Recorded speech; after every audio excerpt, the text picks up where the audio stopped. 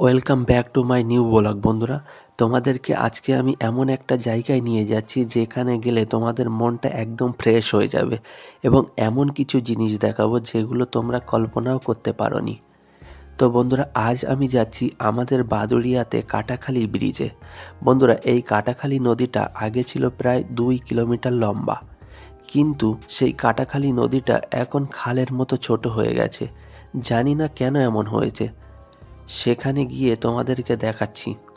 আর এই ব্রিজটা সম্ভবত 2008 থেকে 2009 সালের দিকে শুরু হয়েছিল, কিন্তু হয়তো কোনো সমস্যার কারণে ব্রিজের কাজ বন্ধ ছিল এবং 2025 সালে আবার ভীষণভাবে কাজ শুরু হয়েছে।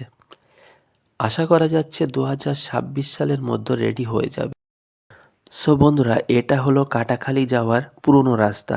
এটা ঠিক বাদুড়িয়া পুলিশ স্টেশনের অপর সাইডে অবস্থিত। তো এটা দিয়েই মানুষ আগে ঘাট পার হওয়ার জন্য কাটাখালী পৌঁছাতো। তো আমরা আজকে এই রাস্তা দিয়েই ঢুকছি। তারপরে যেটা নতুন ব্রিজ হয়েছে সেখানে আমি গিয়ে তোমাদেরকে দেখাচ্ছি।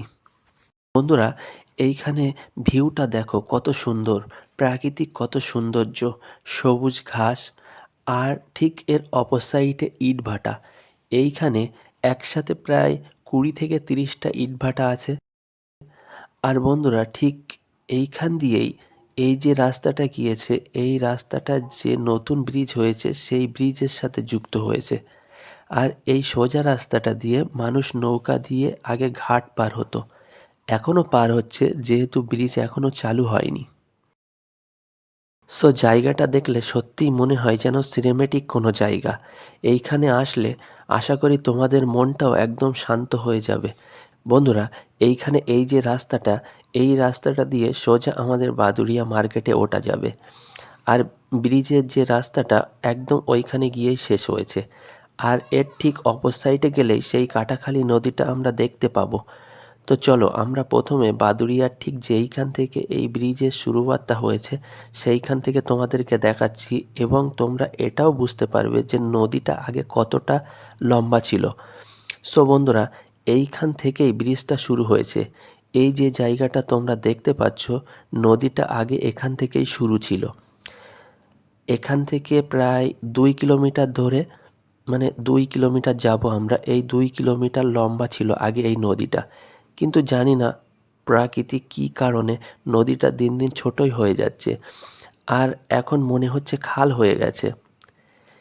এইখানে দেখো বন্ধুরা কতটা মাটি কেটেছে, দেখো রাস্তার পাশ দিয়ে এত গভীর একটা ড্রেন হয়ে গেছে এবং এইখানে পাইলিংয়ের কাজ চলছে যাতে মাটিগুলি ভেঙে পড়ে না যায়।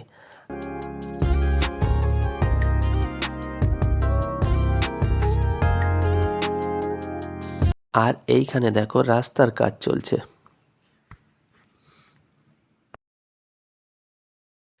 আর এই সাইডটা দেখো বন্ধুরা, এটা দেখলে তোমরা অনেকটা ধারণা করতে পারবে যে নদীটা আগে কতটা লম্বা ছিল। এই পুরোটা জুড়েই নদীটা ছিল, এখন এই খাল মতো হয়ে গেছে অনেকটা। আর হঠাৎ দেখতে পেলাম এইখানে 2-3টে বাচ্চা কাদায় নেমে মাছ ধরছে। তো আমি ওদেরকে জিজ্ঞাসা করলাম যে মনে মাছ হয়েছে নাকি একটাও। তো ওরা আমাকে বলল যে হ্যাঁ, একটা মাছ হয়েছে, শিঙি মাছ না মাগুর মাছ এরকম কিছু একটা বলল।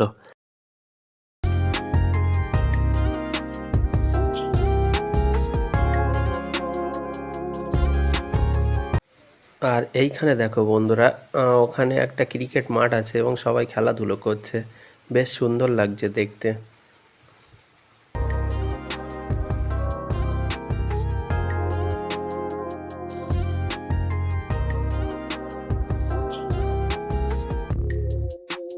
তো তারপরে দেখলাম একটা কাকা জাল নিয়ে মাছ ধরছে। তো চলো তোমাদেরকে একটু দেখাই জাল দিয়ে মাছ ধরা, আশা করি ভালো লাগবে এবং দেখি কাকার জালে মাছ ওঠে কিনা।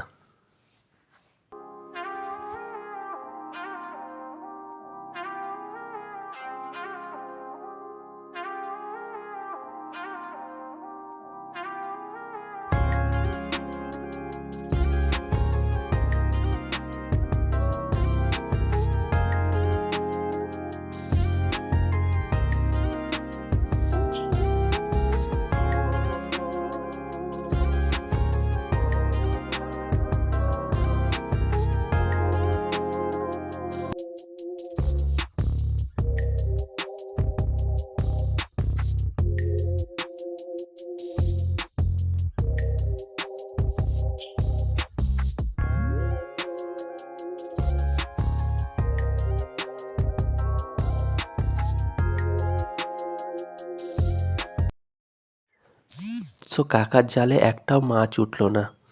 কাকা আমাকে বলছে যে মাছ নেই, একদম মাছ এখানে হচ্ছেই না। বন্ধুরা, এই সেই কাটাখালী নদী। এই দেখো নৌকা দিয়ে মানুষ পার হচ্ছে, এদিক থেকে আসছে আর ওদিক থেকে যাচ্ছে। আর নদীটার অবস্থা দেখো, তোমাদেরকে যে বলেছিলাম না যে নদী আর নদী নেই, এখন খালের মতো হয়ে গেছে। দেখো তোমরা কিছু বুঝতে পারছো কতটা ছোট হয়ে গেছে। চলো ওদিকটায় গিয়ে দেখি কি অবস্থা।